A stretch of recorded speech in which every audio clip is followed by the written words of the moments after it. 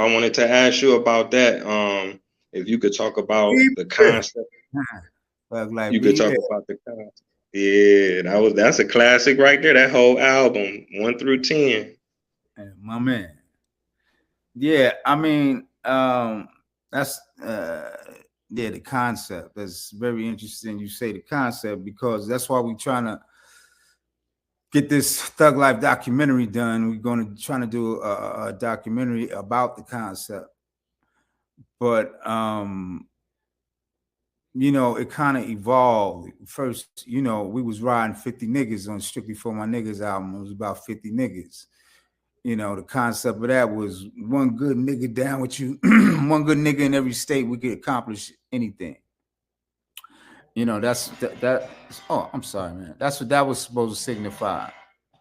And but then Pac came up with Thug Life, right? And at first it was he just had the name and the feeling and the things he wanted to build around it. And then, you know, we had a meeting. You know, my pops called from the pen. We were on the phone, you know, when you talking to your family from the pen, you know, back and forth. He's like, yo, you can't be here. Thug, like, what the hell that shit supposed to mean? You just gonna knock old lady upside the head and take a pocketbook with it? You know, this shit gotta mean something.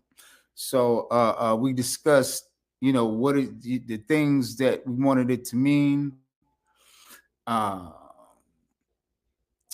We let my father kind of structure a, you know, a blueprint of the of what we would like to do with this concept, and me and Pac added to it, and it was the Thug Code.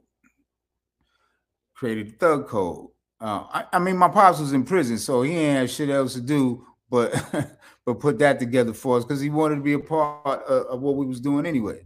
So he wrote the Thug Code. We put together the album, you know, and the hate you gave little infants fucks everybody. You know, how you treat them little kids gonna come back to haunt you if you don't treat them right, because if not, you left with these monsters in the street. You know, that's who out here putting in the work. You know what I mean? That dirty work. So, and the common denominator is economics. You know, everybody know about being broke. You know, we was broke, lights off. You know, boiled noodles for dinner. You know, it was, sometimes you ain't eat, sometimes you ain't have everything. People who come from that, they understand. That's why the concept spread worldwide, internationally, because no matter what race you are, you know what it is to be broke and hungry and just poor and just fighting to survive. And that's what, you know, from the gutter, out the gutter. That was the name of Pac's record label, Out the Gutter Records. You know what I mean? You know, Pac was real loyal to the streets, to the people on the streets, to the poor, disenfranchised. So we was always trying to rep for that, you know, and it's all part of it.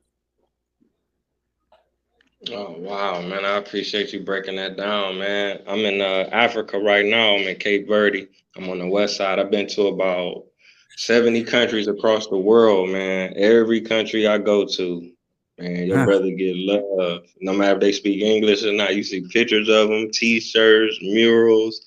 Yes, He sir. the goat. Man. He the Yes, sir. goat. You know. Yes, sir.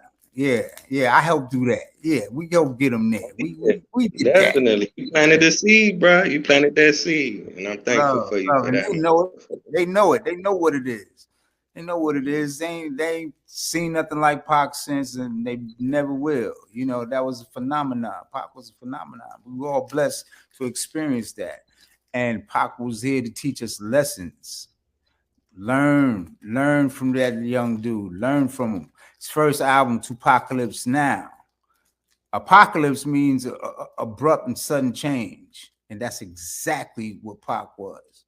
That's exactly what he was, you know. And if you look at his life experiences and the things that went on and the game he was trying to spit, there was something there for people to learn from. That's how I feel. I ain't mean to get all philosophical and shit, but you know what I'm saying. Nah, man, you on point with it. You on point with it. Tupacalypse Now, that's when I first got introduced to Tupac musically. Well, no, I heard same song, but my brother, he had the album, and Pac is one of the greatest storytellers ever, if not the greatest storyteller. But he's the best rapper. But I just wanted to share that with you. That's a classic. And what's the one y'all did? Papa Song. That's on Yeah, Strictly for My Niggas. yeah. Yeah, yeah, y'all did that. It was actually supposed to be on Apocalypse Now, but they held it for strictly for my niggas. That's Papa's song is a song that actually got him his deal, you know, and but they didn't have a for whatever reason it got held back for the next album because we had to. Now he had a deal. He had to deliver a lot of material, so that's just how it went down. Okay. Now I wanted to ask you about Thug Life. Okay, when I once y'all came up with the the codes, or Mutulu came up with the codes, his guidance and his knowledge and experience, to help y'all, push that. How did you hook up with Psych and Rated R and Macadocious? Were they already with y'all, or y'all kind of met them around that time? Okay, Pac was, as you see from his life, Pac was a real organic type nigga. You know what I'm saying? He was, I mean, that's why people feel so close to him because you can meet him, talk to him, be around him half an hour. You feel like you know the nigga for days, for weeks. You've been hanging out for a long time, you know. But Mac and Rated, they were a group called Double Jeopardy.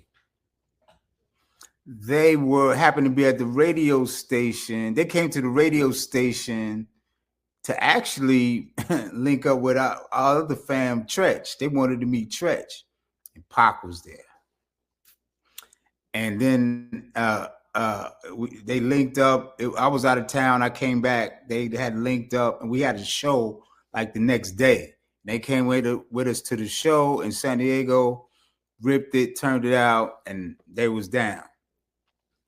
Big Sight, rest in peace, Big Sight. That was like my brother from another mother.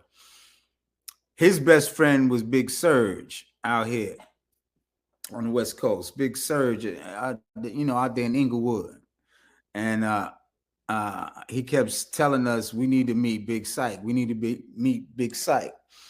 He was pushing his music at the time, Evil Mind Gangsters, and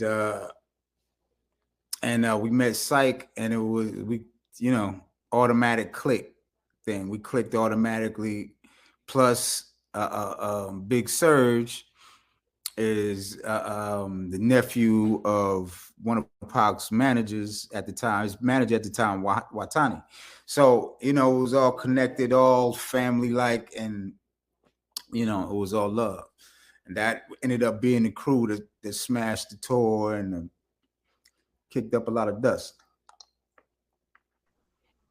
Oh, okay. Wow, man. Thank you for sharing that. But yeah, Thug Life was definitely a classic.